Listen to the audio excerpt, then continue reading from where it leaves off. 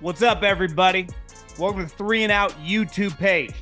I'm John Middlekauff, and we are talking football all day, every day. Make sure you subscribe, like the video, share it with your friends.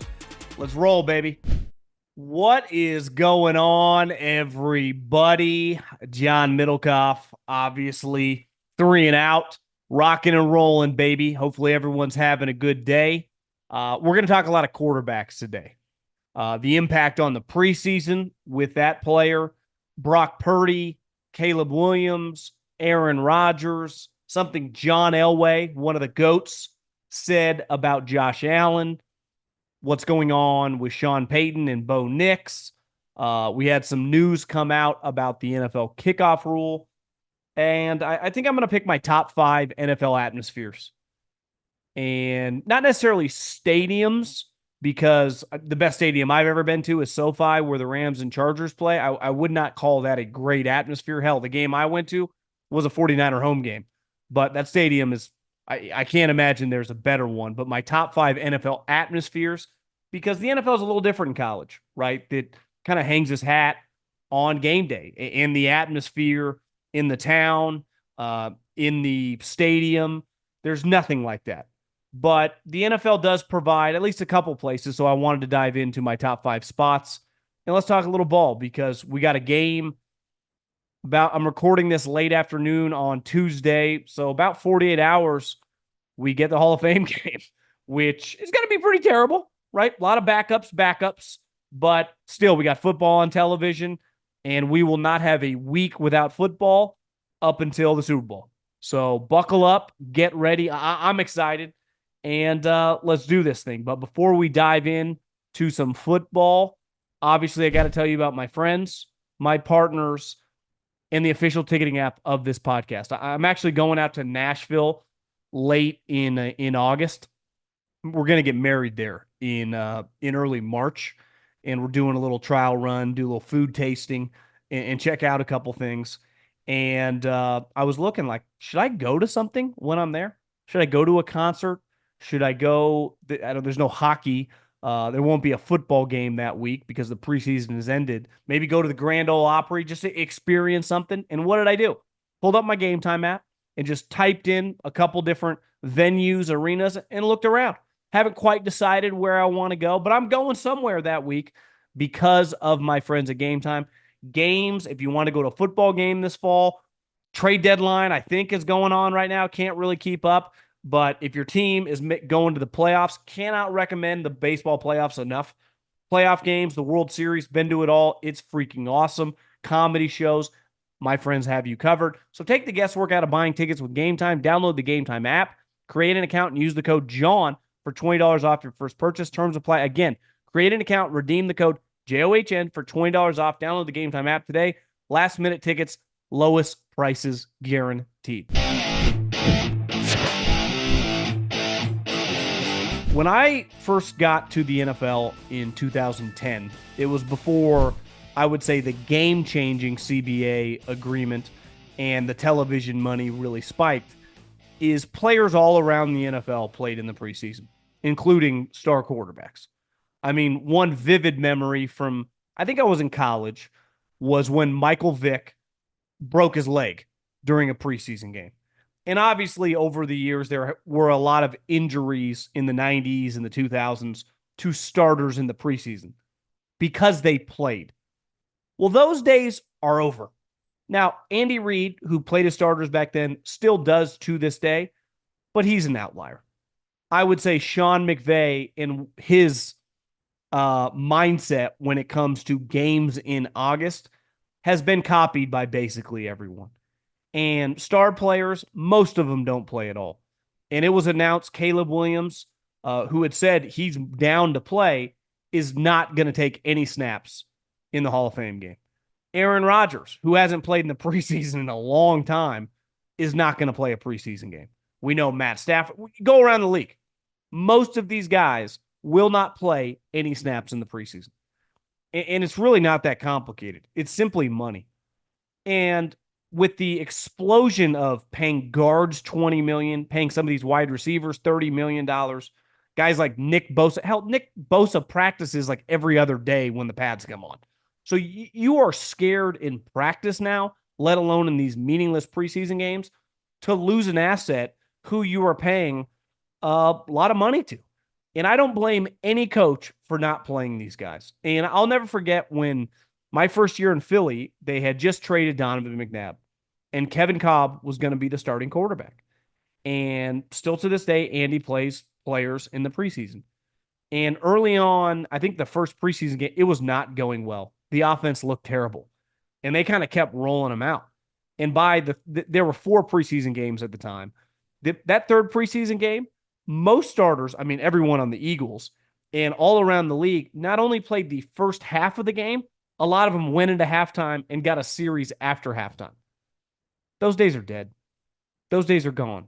And I think the league knows it. This is why they've been pushing desperately for 18 games.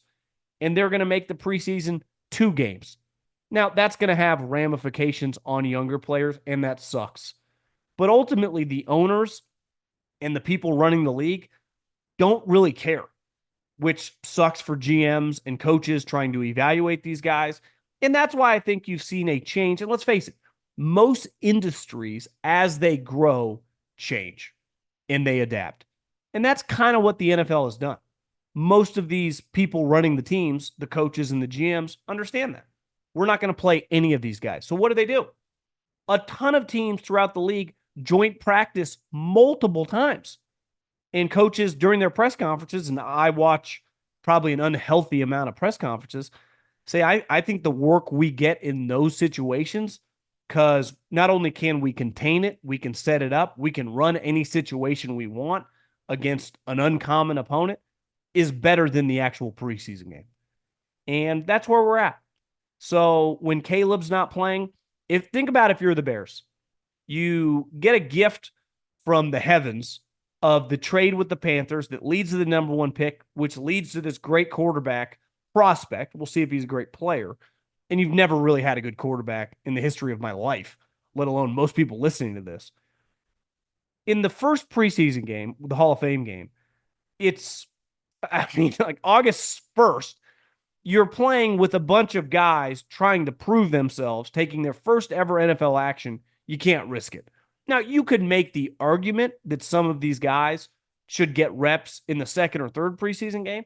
But if you tell me they don't throw them out in any of these situations, I'd go, I completely understand it. And personally, if I was in charge, I would take the McVay route with any veteran player or with any young player that I was just nervous could get injured in a game. And let's face it, any player in football can get injured at any moment. So to risk an injury to a player that your franchise hinges on in a preseason game, to have that guy go down, I don't think you would shake that. And part of it is the way that the world is with social media, the shit you would take, and you don't have any equity. So if you're Eberflus, and let's face it, you're kind of coaching for your job this year, you can't risk it. Like Aaron Rodgers not playing in the preseason, of course he's not. He hasn't played in the preseason in a long time. Preseason's useless for him. That's why a lot of these guys, and Brady talked about it years ago, like thought the OTAs and the offseason was worthless.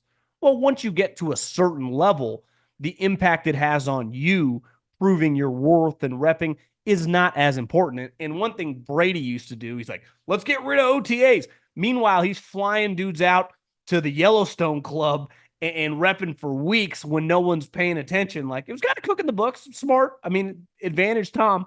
But I think we just have to acknowledge, because you get so excited. And when I was doing the post game for the Raiders, Derek Carr's rookie year, the 4th preseason game, at the time it looked like Matt Schaub was going to be the starter, and Matt sat the 4th preseason game, and Derek got the start, and they were playing Seattle Seahawks. And this was in the peak of Legion of Boom. I think they had been to back-to-back Super Bowls. I mean, their team was incredible. Those guys started. Richard Sherman, Earl Thomas, Cam Chancellor, Michael Bennett, Bobby Wagner. If I remember correctly, they played 2 series, and Derek scored touchdowns on led 2 touchdown drives. And after that game, he was named the starter. I mean, those moments will not even exist anymore. And we are, whether the 18-game schedule happens next year, the next couple of years, we're going to be down to 2 preseason games pretty fast. And I go back to college, like they have no preseason games. They have no joint practices. They just start playing week 1. And I think in a perfect world, you would almost get rid of the preseason, right? And listen, these preseason games will get millions of people to watch because we're sick, crack addicts for football. But I think we have to acknowledge, and I thought this when I worked in football, I thought this when I did post-game shows for preseason games, and I think this now that I make my living, I'm just watching football. Preseason really sucks. I mean, it is a very, very difficult watch. And I think the faster we can get rid of it, because the majority of coaches don't take this shit seriously anymore. Pete Carroll, who did, gone. Bill Belichick, who played starters, gone. Andy's Bruce Arians did the same, not coaching anymore. Andy is a complete outlier in 2024. So I don't blame any of these teams for not doing it. Obviously, Andy has a rhyme and a reason, and it works. But he, at this point in time, easily has more equity than any other coach and can pull that shit off. And if someone does, knock on wood, get injured in one of those situations, like he can handle the bullets flying at him. A lot of coaches could not, because I think we would just come back to that was not worth it. Not playing best ball at DraftKings? You're missing out. Here's what you need to know. DraftKings Best Ball Millionaire Contest is their biggest fantasy contest ever. We're talking 15 million guaranteed prize pool with 2 millionaires being crowned for the first and second place. If you're set it and forget it type, then Best Ball is for you. No waiver wires, no roster management, bigger roster so injuries won't end your season. Only the draft, and that's it. You're set for the year. 15 million prize pool. Still not convinced? Check this out. This year, DraftKings is offering everyone a Draft One, Get One special. Your $20 entry fee scores you a bonus ticket. Get in on all the best ball action. Download the DraftKings app and use the code JOHN. That's code JOHN for all customers who enter the NFL Best Ball 15 Millionaire contest to get a bonus ticket and get a shot at being crowned one of the 2 millionaires only on DraftKings.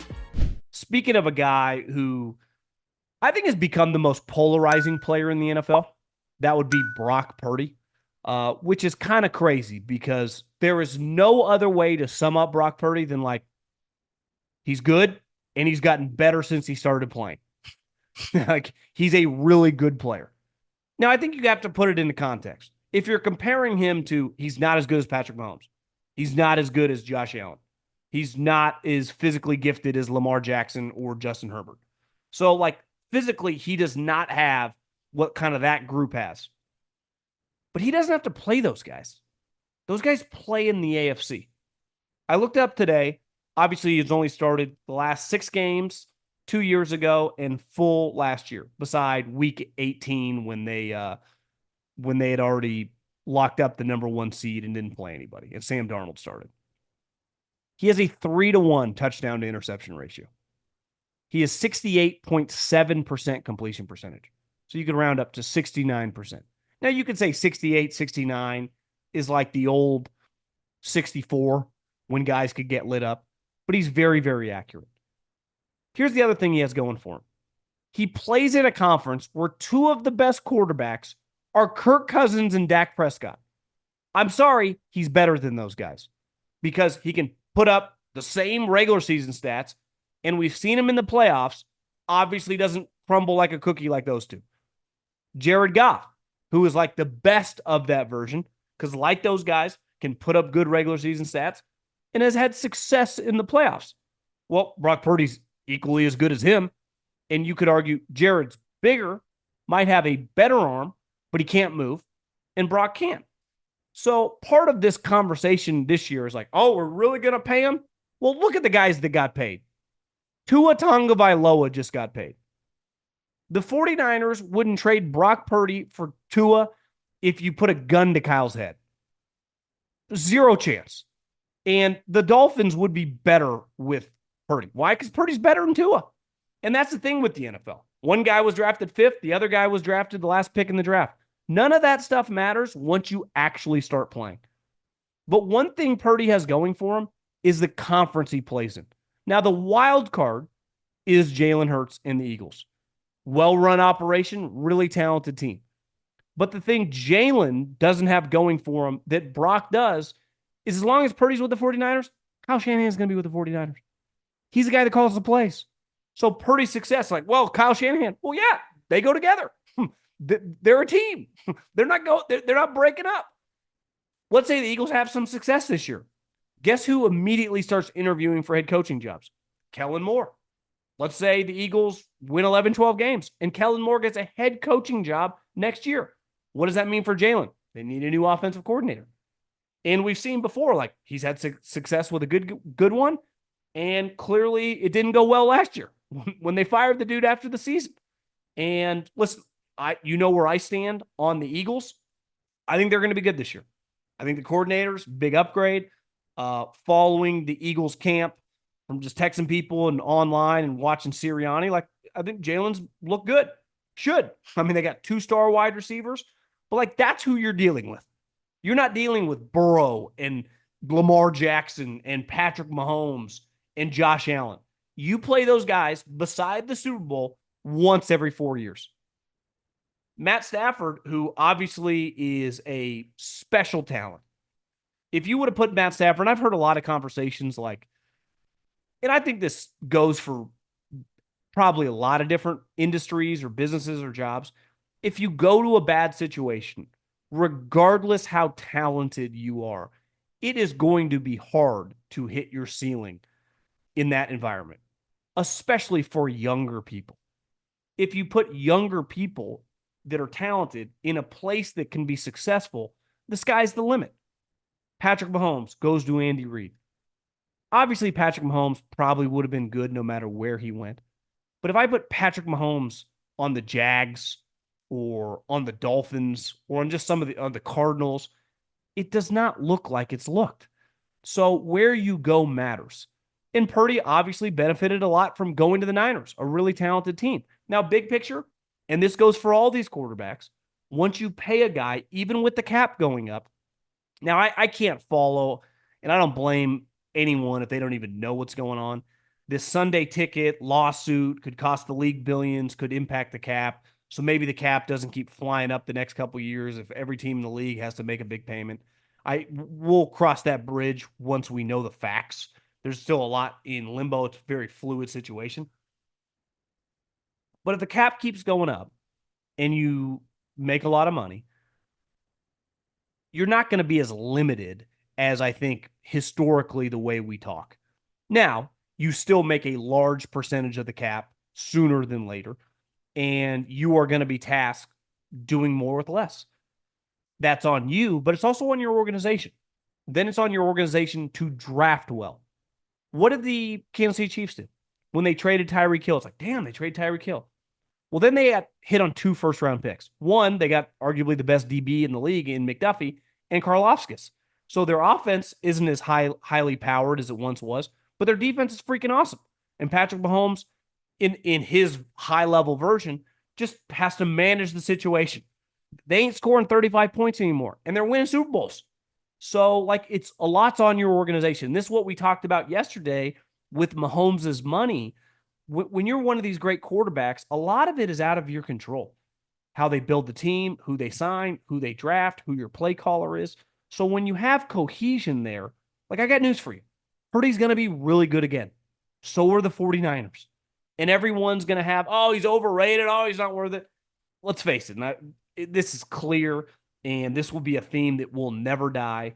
When you're drafted really high and you are successful, statistically and as a team, we anoint you. If the Bears win 10 games this year and Caleb throws 28 touchdowns, oh my God, we knew it. The hype is real.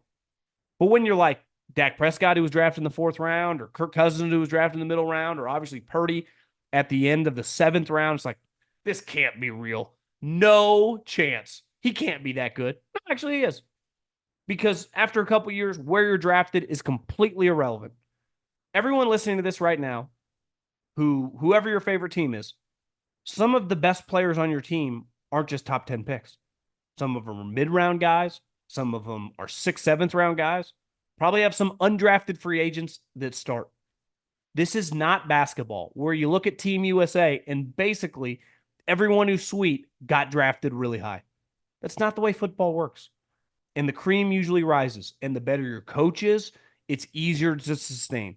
So buckle up because the negativity, because of how much money is coming down the pike with Purdy, he's going to continue to be one of the main conversations in the NFL. And I just don't get it. I mean, at this point, based on what we've seen, he's really, really good. Christian McCaffrey, I saw he was on local radio in the Bay on KNBR and called him a cold-blooded killer. Like, how would he not? His experience with the guy, all they've done is kick ass and take names. And a large reason for that is him. Listen, I'm critical of Dak or Cousins, but like we can't debate they're good players. Now, how much and how good they are in the playoffs, and like they're just good players. Jared Goff, really good player. And that's the crew of the NFC with Jalen Hurts. And then you got this wild card with Kyler Murray, but I don't think his team's good enough. This is not murderer's row. Marino, Elway, and Jim Kelly ain't walking through that door. That's not who you're playing. So I think a huge part of this, forever, it was like that in basketball. One conference was dramatically better than the other. For most of my life, at least my adult life, the Eastern Conference sucked.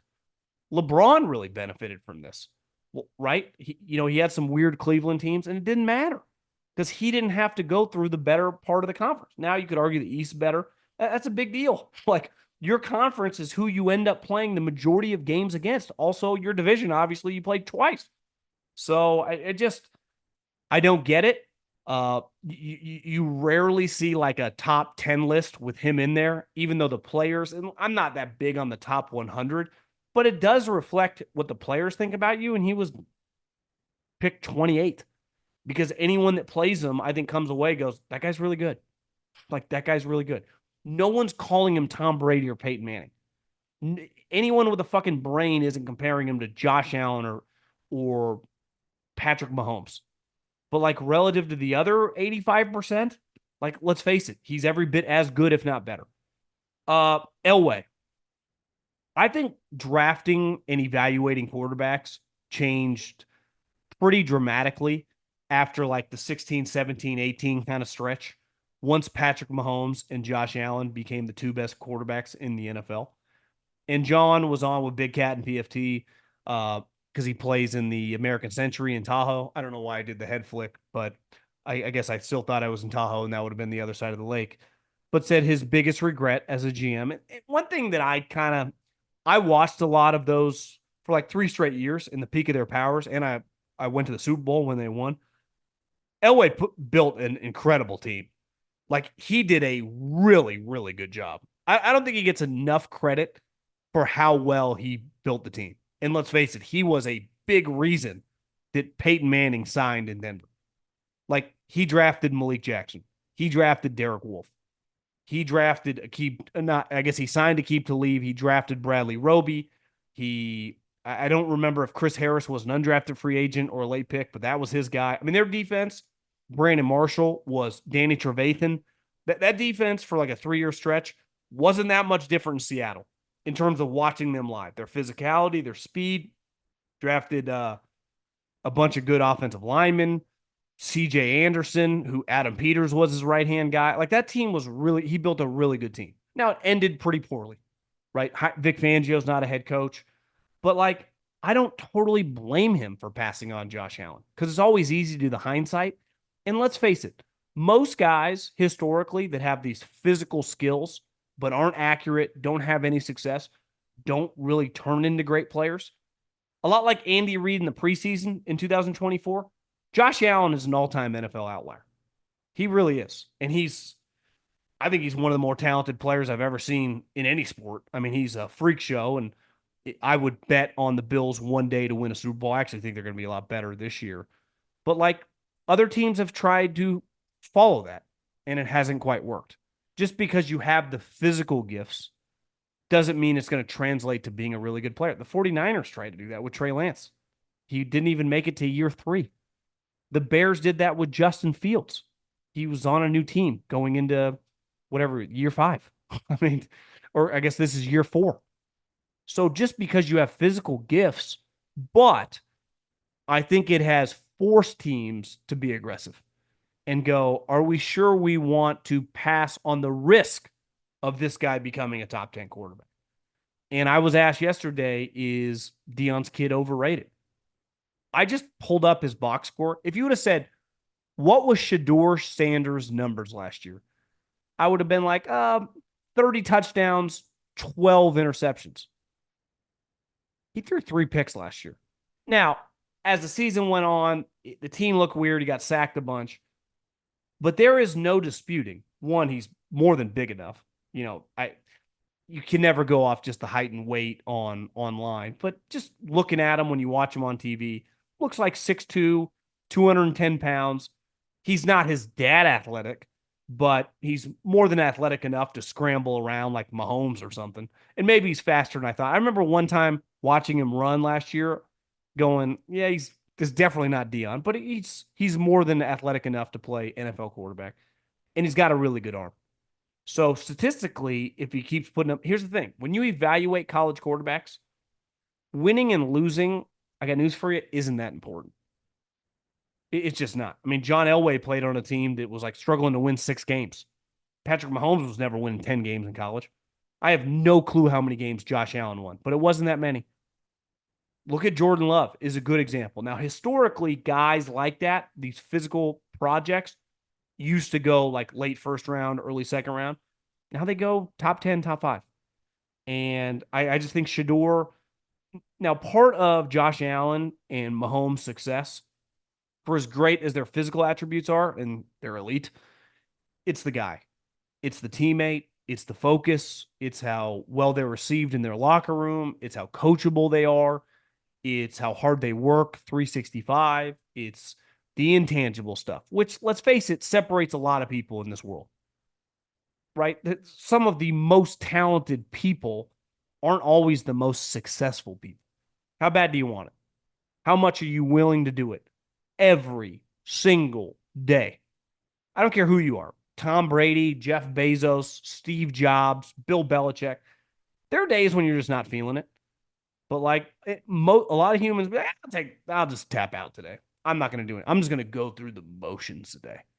And the best of the best just don't. Or at least have the least amount of time when they just kind of mail it in. I'm talking year round. Because anyone can get up for a big meeting, for obviously an NFL football game, for a potential deal that's going to change your business's life. What about the days where there's not much going on? You're like, I can just chill, do nothing. And that's not the way these guys are wired.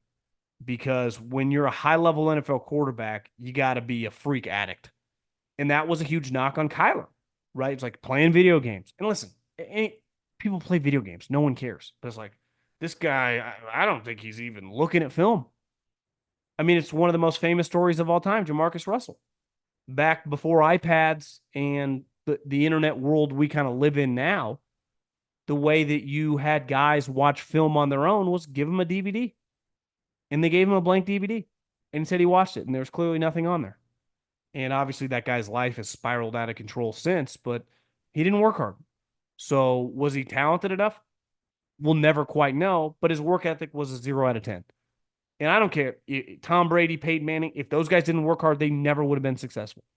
So the thing with Shedeur, the talent, the physical attributes, like that is not going to be the big question with him. Because you watch him, like he has physical attributes to be a high NFL pick.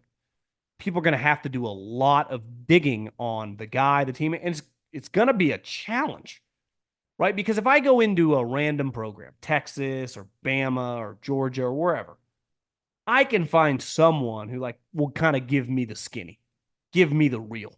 That's the number one job. You kind of act like a detective. I'm not a huge murder show guy. Maria's addicted to him. It's like, do we have to watch another person kill 7 people and then hunt this guy down for 6 months, the FBI and the sheriffs? It's like, but sometimes, like, even when I'm like, I don't really want this in my head, you start watching it, you kind of become glued. kind of a job of the scouting community is to find the information, especially with the talented guys. Like there is no hiding the top end guys, especially a guy with this height. But you're going to have to find out what makes him tick, the person. And it could be a little bit of a challenge because if there are any question marks, is anyone going to be willing to say that in a program where the dude's dad's the head coach and fucking idolizes his son? So he's going to be a fascinating just scout for the league because I think the off the field stuff, and I'm not even saying there's anything there beside stuff. Listen, people have questions. You already saw him but his dad's part of it, talking crap to the dude that used to play at Colorado all over social media. That's not ideally what you want out of the guy.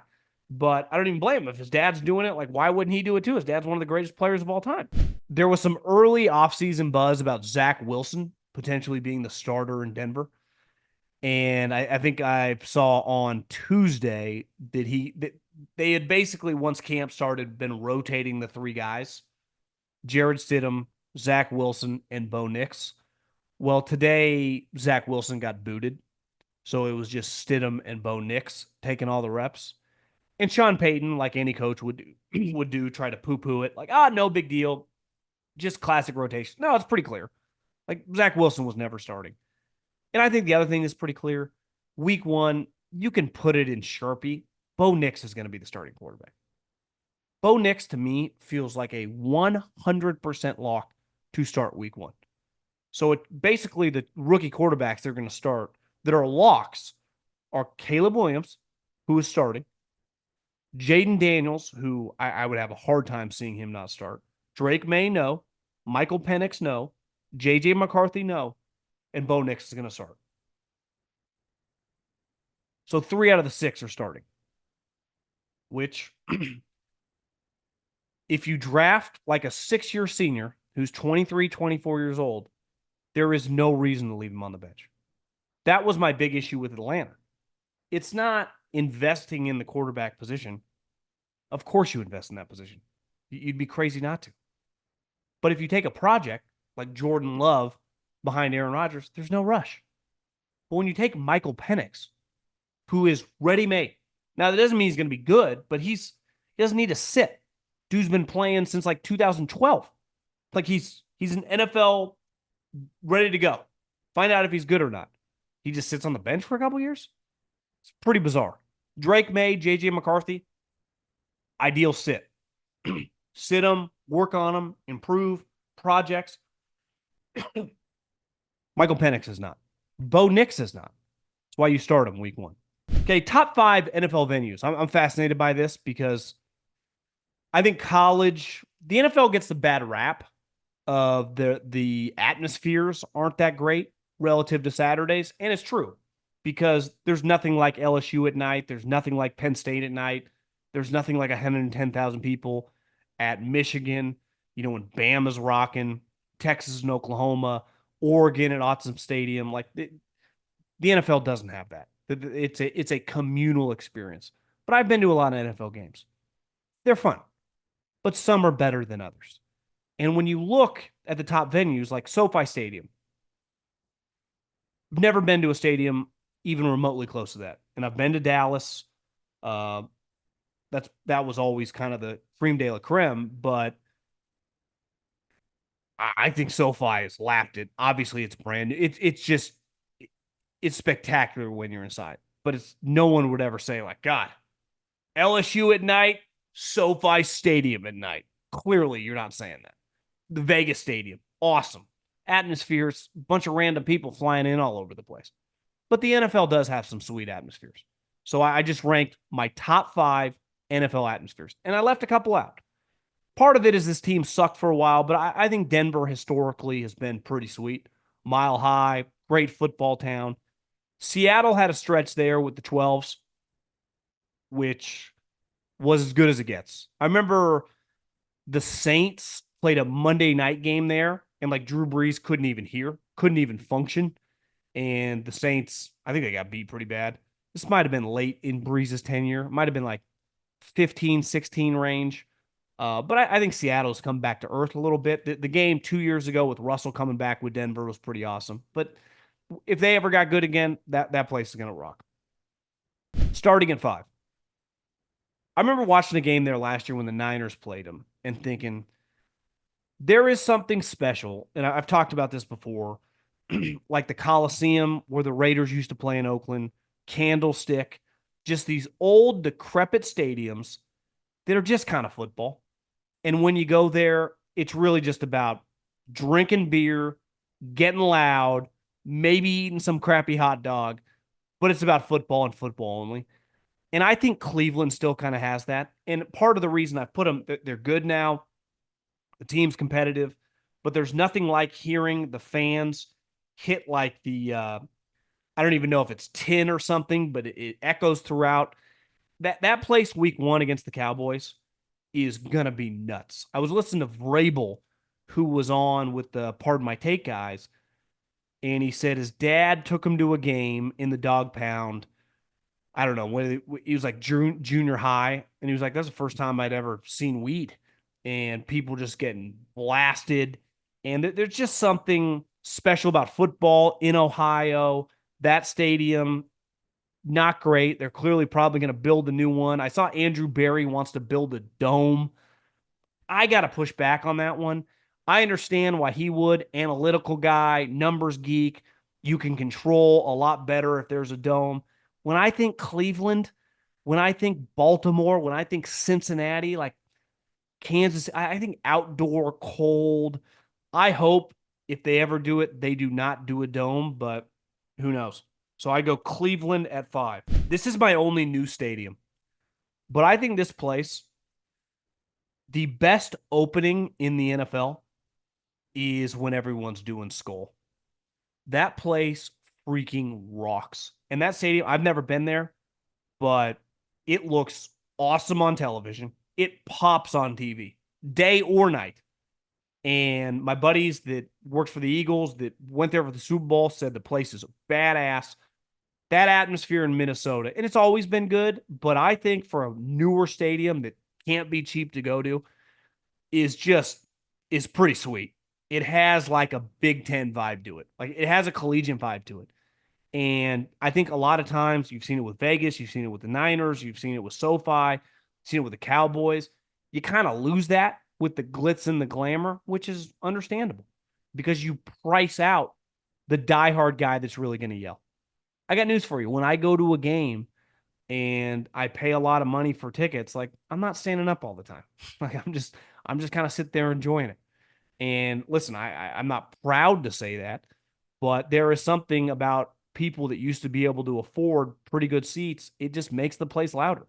The faster you get to a wine and cheese crowd, the less likely you are to have a crazy atmosphere. It's why these top 3 stadium atmospheres all have something in common. They feel old school. And number 3 is the Bills. I think the Bills Mafia, the games in November, December, and January, the snow games, it just feels pretty special. It feels like something that in 10 years, as all these places have new stadiums, including the Bills, with club seats, with boxes. And I'm not saying this place. I went there once. The team was pretty crappy, but and so it wasn't the atmosphere wasn't like what you would get with the Josh Allen Bulls or the Jim Kelly Bulls, Bills. I mean, it's just the last of a dying breed. There's just something unique about a small town city that has this NFL team who's now good. The snow, I just think that it's just awesome. I mean, it pops on television. You just find yourself rooting for those people who the Bills mean so much to. He's one of those franchises that you think of Chris Berman if you're my age and growing up watching, his breakdowns on ESPN on Sundays. But there's just no one circles the wagons like the Buffalo Bills. Uh, Number 2, and you could have gone 1A and 1B. I think Kansas City and Arrowhead. I've been to a bunch of games at Arrowhead. I was going when they weren't as good in the late 2000s, but I think a little like Buffalo, and we'll see if they get a new stadium. It's just an old school stadium. It ain't that nice, and when you get there, it's just about football. And now these people are going to the games. It's in the middle of a dynasty. I was listening to Edelman's podcast, part 2 with Ernie Adams. and they claimed the best game atmosphere on the road they had played in over the dynasty was the 2018 AFC Championship game against Patrick Mahomes, his first year starting. He was the MVP, and they beat him in overtime. And they both said that was the coolest environment as a road team that we had ever experienced. And this was a team that had done it all. And this is Ernie Adams, who has known Bill for 50 years and was on all the Patriot teams as a right hand man. So they're not just saying this. It's a special environment. And I do believe that it has something to do. You just naturally lose it when you upgrade the stadium because it prices people out. Even though to get to a Chiefs game now, even in the older stadium, is more expensive than it would have been pre Andy Reid. But still, it's going to be way less affordable when you start adding all these incredible club seats. You quadruple the amount of suites. It just changes. I saw it with Candlestick and Levi Stadium. It ain't the same.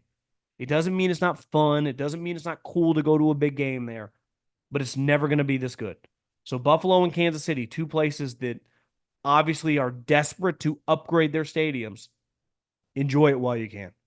I mean, truly.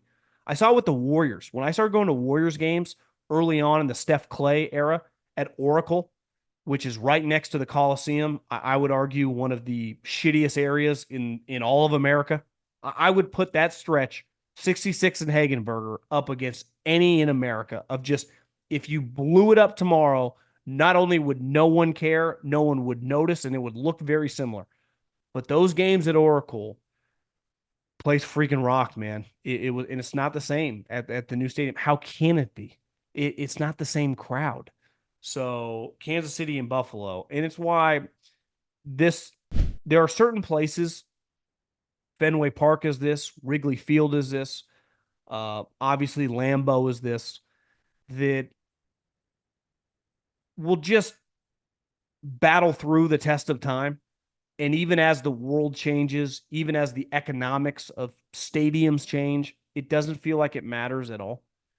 And in the next 10, 15 years, Kansas City, Buffalo, Cleveland will have some sweet new stadium more than likely. Look like Minnesota or Dallas or SoFi, their versions. And it'll be like, remember what Arrowhead was like? Remember those games at Orchard Park in that old crappy stadium? Remember those games? I mean, listen, most people in my life growing up are Niner people. And a lot of their memories are a candlestick. Remember those games with Joe Montana and Steve Young and Jerry Rice and even Jim Harbaugh at Candlestick? There's something nostalgic about that. And the great part about Lambeau is it feels like it's never going away. And I went once when no, actually, no, I didn't go. Actually, I was supposed to go, and I ended up not going. So I've never been there. I think I was supposed to advance. I ended up going to another city, and someone else went. But they've been good for 30 plus years. The stadium is so historic, and it's just an awesome place. It pops on television. Everyone knows when you say the word Lambeau exactly what you mean. Whenever you see someone on social media or whatever, I got the chance to go to Lambeau Field and just go to, I'm not even a Packer fan, and just went to the game. Obviously, the Lambeau Leap is something that just is very special in all of football at any level. And it's just really, really cool. And the Packers, because of their success, I've been to a lot of games against them on the road. I've seen them sell out against the Raiders. I've seen them sell out against the 49ers. A lot of you that if you've been to a game that your team's played the Packers, a lot of Packer fans. And this is a team that plays kind of in the middle of nowhere. And it's not some big, metropolis, urban major city. And they feel like one of the stalwarts of the NFL. And I think obviously a big reason is because of the quarterbacks, because of the success, but you could also argue it's because of the staple in Lambeau Field.